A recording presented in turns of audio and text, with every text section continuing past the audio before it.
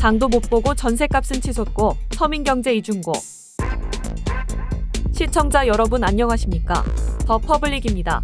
오늘의 주요 뉴스 전해드리겠습니다. 한국은행은 최근 보고서에서 우리나라 소비자 물가 상승률이 목표치인 약 2% 수준에서 안정적인 흐름을 유지하고 있다고 발표했습니다. 그러나 이러한 공식 통계와는 달리 실제로 서민들이 느끼는 체감 물가는 훨씬 더 높다고 지적했습니다. 한국은행이 진행한 설문조사에서 소비 지출을 늘리지 않는 이유로 응답자의 62%가 물가 상승에 따른 구매력 약화를 꼽았습니다. 한국경제인협회 설문조사에서도 응답자의 61%가 가장 시급한 민생경제 정책으로 물가 안정을 선택했습니다. 실제로 2021년 이후부터 올해 5월까지의 생활물가 누적 상승률은 19.1%로 같은 기간에 소비자 물가 상승률 15.9%보다 더 높았습니다. 생활물가는 쌀, 라면, 우유, 세제 등 사람들이 자주 구매하는 필수품들의 가격으로 구성됩니다. 올해 들어서는 특히 가공식품의 가격이 급등하면서 생활물가 상승세가 더욱 가팔라졌습니다. 주요 가공식품의 가격 인상이 가계 식비 부담을 크게 가중시킨 것입니다. 생활물가 상승의 주요 원인은 다음과 같습니다. 수입 원자재 가격 상승과 원화 약세로 인한 환율 상승이 소비자 가격에 점차 반영됐습니다. 기업들의 임금 인상, 금융비용 증가, 물류비용 증가, 이윤 확보 등 여러 요인이 복합적으로 작용했습니다. 우리나라의 유통구조상 높은 유통마진과 기업 간 경쟁 부족으로 인해 소비자가 실제 부담하는 가격이 더욱 높아졌습니다. 실제로 OECD 통계에 따르면 한국은 주요 선진국들에 비해 의료, 식료품, 주거비 등 생활 필수품의 가격이 훨씬 높은 편입니다. 생활물가뿐 아니라 서울과 지방 간 주거비 양극화도 큰 문제로 지적됐습니다. 2014년 이후 서울 집값 상승률은 전국 평균 상승률보다 훨씬 높아졌습니다. 서울의 주거 체감 비용은 월 평균 229만 원으로 전남 49만 원보다 4.7배나 높았습니다. 수도권에 집중된 주택 수요와 비수도권의 수요 감소로 인해 집값 격차가 점점 더 심화되고 있습니다. 이런 양극화는 결국 가계부채 증가, 지역 간 경제 불균형, 소비 위축 등 다양한 사회-경제적 문제를 일으킬 가능성이 큽니다. 한국은행은 다음과 같은 대책을 제안했습니다. 단기적으로는 농축산물 등 필수 품목의 수입 가격을 낮추기 위한 할당 관세 적용 확대가 필요합니다. 중장기적으로는 유통 규제를 완화하고 수입처를 다양화해 유통 마진과 수입 원재료 비용을 낮추는 것이 핵심입니다. 수도권 주택 가격 문제는 공급 확대, 정비 사업 활성화 및 지역 거점 도시 육성을 통해 인구 분산과 주거비 안정을 도모해야 합니다. 정부는 서민들의 체감물가 부담을 완화하기 위해 민생지원금 지급 등 추가 경정 예산을 추진하고 있습니다. 하지만 근본적인 해결책은 유통구조 개선과 부동산 시장 안정화라는 점에서 보다 장기적인 구조개혁이 시급합니다. 서민들의 생활이 실질적으로 나아지려면 공식적인 물가 안정뿐 아니라 체감물가 부담 경감과 주거비 안정을 위한 실질적 정책이 필요하다는 것이 보고서의 결론입니다.